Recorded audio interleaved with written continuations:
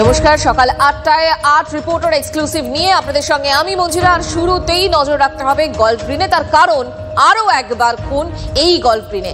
শহর কলকাতার গল্ফ গ্রিনে আবারও তরুণীর গলা কাটা দেহ উদ্ধার হয়। আবার এই ঘটনাকে কেন্দ্র করে রীতিমতো চাঞ্চল্য ওই এলাকায়। পুলিশের প্রাথমিক যেটা অনুমান যে খুন যে করেছে সে তরুণীর পরিচিত, অর্থাৎ পরিচিতের হাতেই খুন ওই তরুণী, এমনটাই প্রাথমিক অনুমান পুলিশের। ইতিমধ্যেই একজনকে আটক করা হয়েছে বলে জানা যাচ্ছে।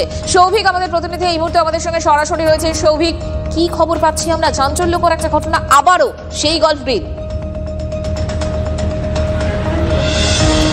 একদমই তাই। দেখো, আবারও সেই গল্ফ গ্রিন। আমরা জানি যে গতকালকে কিন্তু এই মহিলার রক্তাক্ত দেহ উদ্ধার হয়, যার নাম হচ্ছে নাফিসা খাতুন, প্রায় 42 বছর বয়স, এবং সাউথ সিটি মলে একটি তিনি দোকানে কাজ করত। গতকালকের ঠিক বিকেলবেলায় কিন্তু তার দেহ উদ্ধার হয়। তার বাড়ির তার যে ঘর রয়েছে সেই ঘরের খাটের তলায় কিন্তু পড়েছিল, এবং প্রতিবেশীদের সূত্রে এবং তার পারিবারিক সূত্রে আমরা যেটা জানতে পারি যে গতকালকের কিন্তু সে কাজে যায়নি, কারণ তার মায়ের একটি চায়ের দোকান রয়েছে। সেই চায়ের দোকানে আসার কথা ছিল তার, কিন্তু সে যখন আসেনি তার মা বিভিন্ন জায়গায় খুঁজতে থাকে, তাকে পাওয়া যাচ্ছিল না।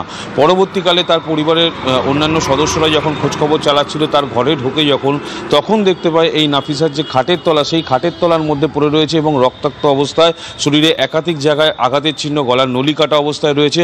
এবং প্রাথমিক যেটা পুলিশের সন্দেহ, কারণ যখন পরিবারের লোকজন ঘরের মধ্যে ঢোকে তখন কিন্তু যে দরজা ছিল সেই দরজা কিন্তু ভেতর থেকে বন্ধ ছিল না, দরজাটা খোলা ছিল।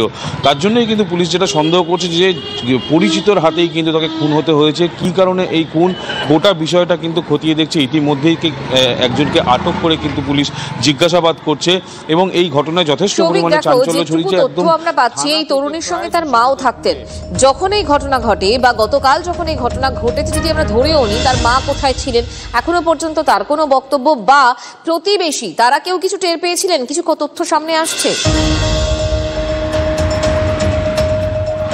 এটাই তোমাকে আমি বলতে যাচ্ছিলাম যে তার মায়ের একটি দোকান রয়েছে তার বাড়ি থেকে ঠিক 200 মিটার দূরে, একেবারে থানার পাশেই, এবং সেই দোকানে কিন্তু চা করতেন তিনি। এবং গতকালকে প্রতিবেশী এবং তার পরিবার সূত্র থেকে যেটা জানা যাচ্ছিল, এই নাফিসার কিন্তু তার মায়ের কাছে আসার কথা ছিল খাওয়ার নিয়ে, কিন্তু সে আসেনি। তারপরে কিন্তু তার মা বিভিন্ন জায়গায় খোঁজ করতে থাকে, এবং নাফিসার যে এইরকম একটা পরিণতি হবে, সে তার বাড়ির একেবারে ঘরের খাটের নিচে পড়ে থাকবে, সেটা কেউ বুঝতে পারেনি প্রথম অবস্থায়। বিভিন্ন জায়গায় খোঁজ খবর করে যখন তাকে পাওয়া যাচ্ছিল না, তারপরেই কিন্তু পরিবারের লোকজন যখন এই নাফিসার ঘরে ঢোকে তখন দেখতে পারে যে খাটের তলার মধ্যে রক্তাক্ত অবস্থায় পড়ে রয়েছে। ইতিমধ্যেই কিন্তু একজনকে আটক করে জিজ্ঞাসাবাদ করছে গল্ফ গ্রিন থানার পুলিশ, এবং যে জায়গায় ঘটনাটা ঘটেছে সেটা থানা থেকে প্রায় 200 মিটার দূরে।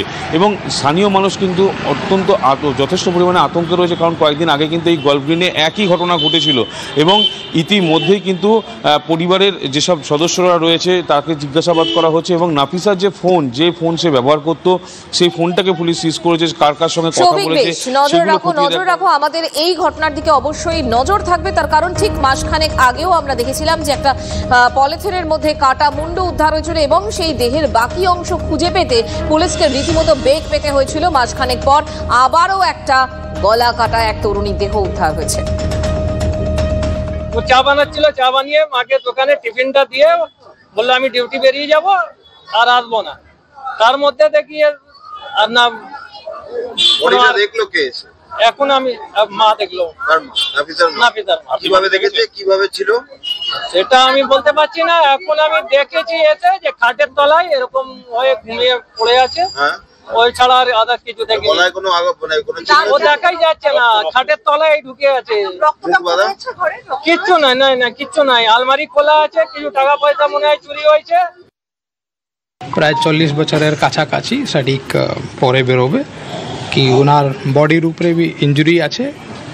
আর আমরা একটা মার্ডার কেস সাসপেক্ট করে FIR হচ্ছে, তদন্ত চলছে। We are looking into all the aspect, nothing, no aspect will be left unattended. তো কোনো সিসি ক্যামেরা নেই।